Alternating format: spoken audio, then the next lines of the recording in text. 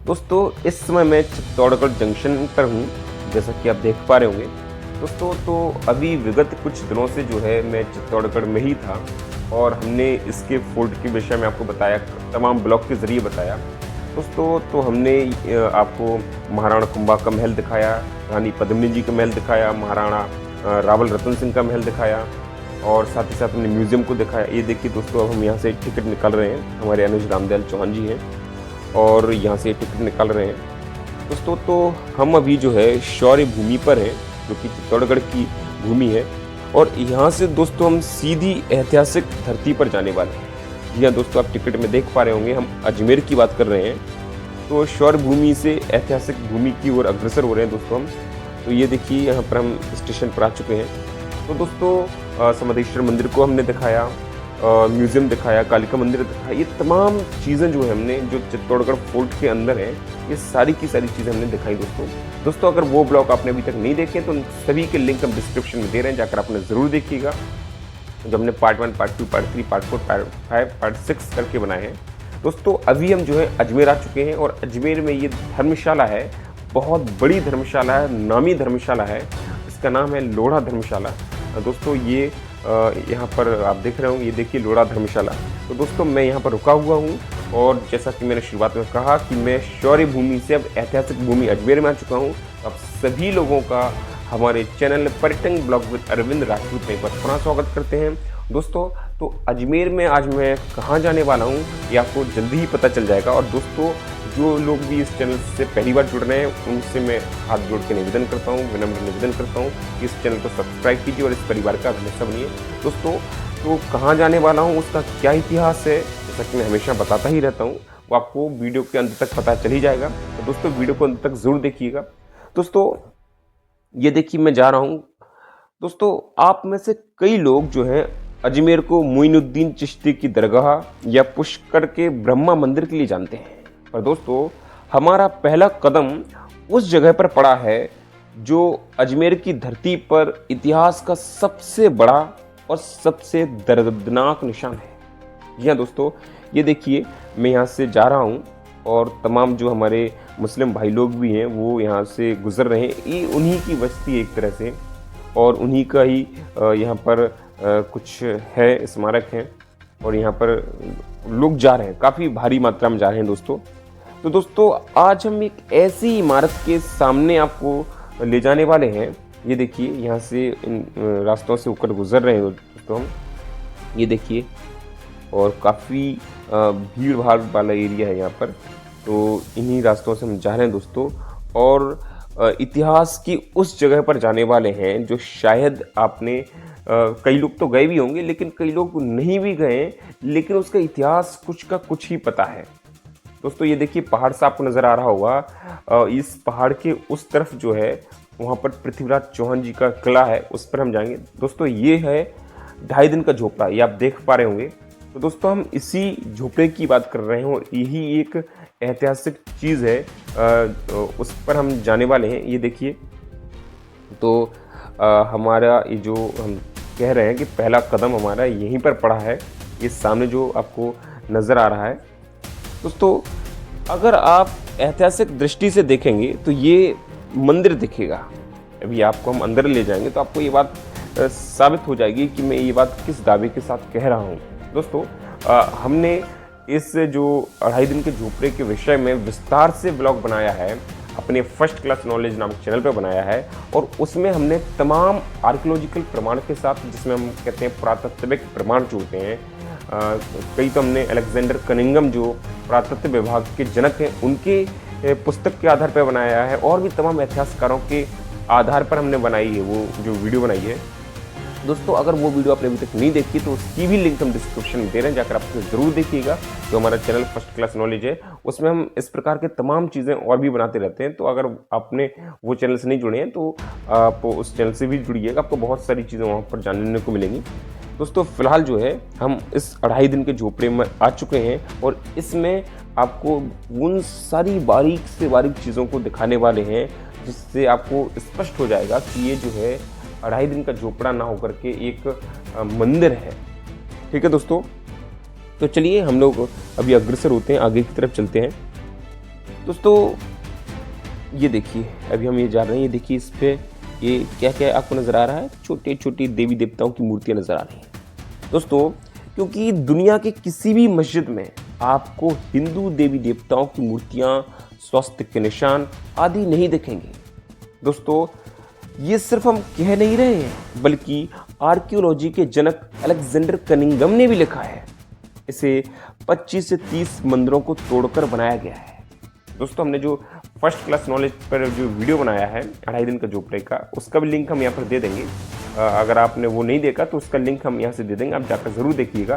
तो जो Alexander Cunningham है, उन्होंने अपनी किताब में भी स्पष्ट तौर पर लिखा है कि 25 से 30 मंदिरों को तोड़कर बनाया गया है दोस्तों।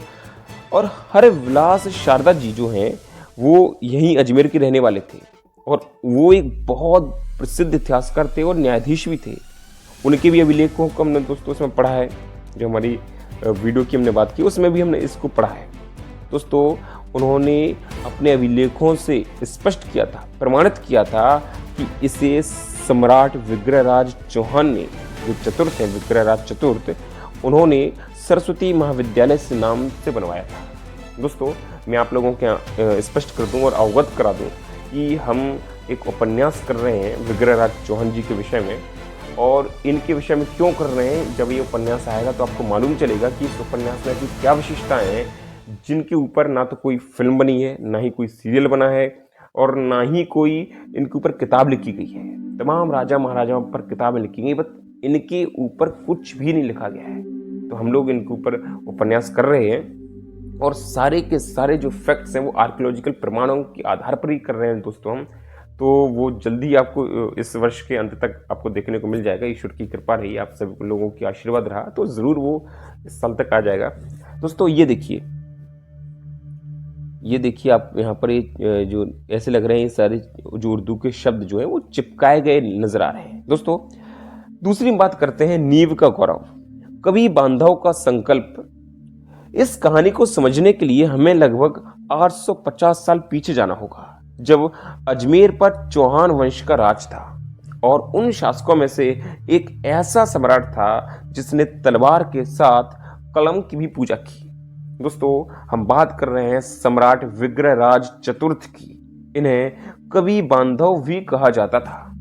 सोचिए, एक ऐसा राजा जो एक कुशल योद्धा, एक महान विजेता, जिन्हें आर्यवर्त का सम्राट कहा जाता था, होने के साथ साथ एक महान कवि एवं नाटककार भी थे। उनका ज्ञान के प्रति प्रेम इतना गहरा था कि 1153 ईस्वी में उन्होंने ठीक इसी जगह पर एक भव्य सरस्वती महाविद्यालय का निर्माण करवाया दोस्तों। ये सिर्फ एक विद्यालय नहीं था, ये संस्कृत साहित्य, कला और दर्शन का पूरे उत्तर भारत का सबसे बड़ा केंद्र था दोस्तों। इतना ही नहीं, विग्रहराज चतुर्थ ने स्वयं इसी महाविद्यालय के लिए एक संस्कृत नाटक की रचना की, जिसका नाम था हरिकेली नाटक दोस्तों। जो संस्कृत नाटक हरिकेली और ललित विग्रहराज नाटक की पंक्ति के अभिलेख मिले हैं, इसी स्थल से वो अजमेर संग्रहालय में सुरक्षित है। जी हाँ दोस्तों, अजमेर का जो म्यूजियम है उसको भी हम आने वाले समय में ब्लॉग के जरिए दिखाएंगे। हमारा शायद वो तीसरा ब्लॉग रहेगा और वहाँ पर हम जाएंगे और वहाँ पर जो विग्रहराज के अभिलेख हैं, जिन हरकेली नाटक और ललित विग्रहराज नाटक की हम बात कर रहे हैं, उनके अभिलेख हम उसमें दिखाएंगे दोस्तों। तीसरा बिंदु है हमारा पत्थरों में कैद सत्य। ये देखिए दोस्तों, आप मुझसे पूछेंगे कि ये मस्जिद है तो सरस्वती महाविद्यालय का क्या प्रमाण है। जरा ध्यान से देखिए, ये देखिए दोस्तों, ये आपको मूर्तियां नजर आ रही हैं ना। इस नक्काशी को इस्लामिक वास्तुकला ने बनाया होगा, क्या आपको लगता है दोस्तों? आप देखकर बताइए कि आपको लगता है कि इस नक्काशी को इस्लामिक वास्तुकला ने बनाया होगा। देखिए आप, ये देखिए, हम जूम करके दिखा रहे दोस्तों, ये नक्काशी एक अद्भुत बेल बूटे, ये कहीं कहीं दिखाई दे रहे भग्न देवी देवताओं के अवशेष, ये सब चिल्ला कर बता रहे हैं कि ये पत्थर आज भी हिंदू वास्तुकला के हैं। देखिए दोस्तों, आप इत्मीनान से देखिए, गौर से देखिए दोस्तों,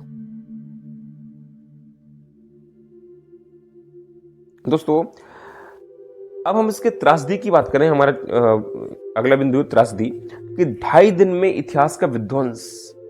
लेकिन फिर आया वो भयानक मोड़ कि 1192 ईस्वी में तराइन के दूसरे युद्ध में भारत के दुर्भाग्य ने इतिहास लिख दिया। पृथ्वीराज चौहान की हार हुई और अजमेर आक्रमणकारियों के हाथों में आ गया। दोस्तों, तो जब पृथ्वीराज चौहान की हार हो गई तो उसके बाद जो अजमेर है वो आक्रमणकारियों के हाथों में आ गया।